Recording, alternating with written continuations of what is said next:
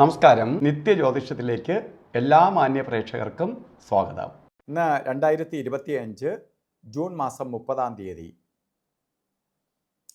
1200-ാം ആണ്ട് മിഥുന മാസം 16-ാം തീയതി തിങ്കളാഴ്ച.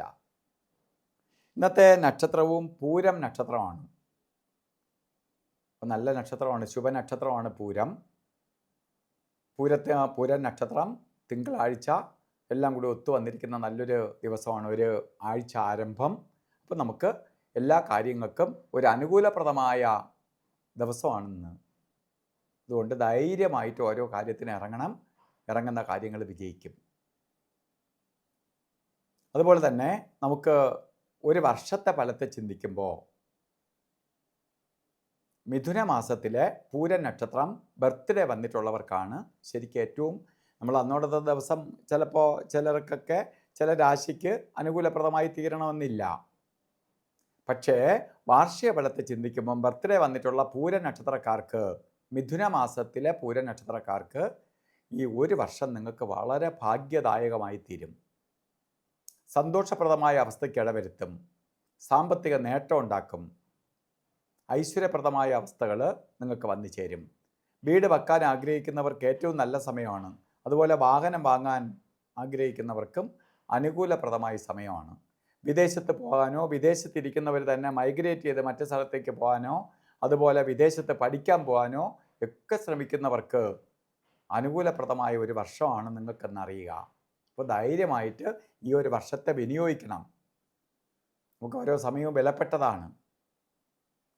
അതുപോലെ ഇന്നും ഓരോ കാര്യത്തിന് ഇറങ്ങുമ്പോൾ രാഹുകാല സമയം നോക്കി പോകുന്നത് ഐശ്വര്യപ്രദമായിരിക്കും.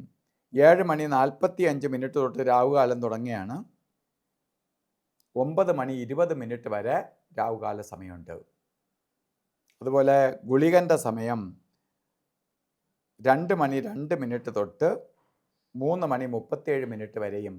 യമകണ്ഠ കാല സമയം വരുന്നത് 10:54 തൊട്ട് 12:28 വരെയും. ഈ രണ്ട് ഗുളികകാല സമയവും യമകണ്ഠ കാല സമയവും ഒരു ശുഭകാര്യത്തിനും എടുക്കരുത്. അതുപോലെ ഇന്നും അഭിജിത്ത് മുഹൂർത്തം നമുക്ക് വരുന്നത് 12:04 തൊട്ട് 12:52 വരെ 48 മിനിറ്റ്. ഇന്ന് മുഹൂർത്തമുള്ള ദിവസമാണ്. മുഹൂർത്തം ഇല്ലെങ്കിൽ പോലും അഭിജിത്ത് മുഹൂർത്തത്തിന് വളരെ പ്രാധാന്യമുണ്ട്.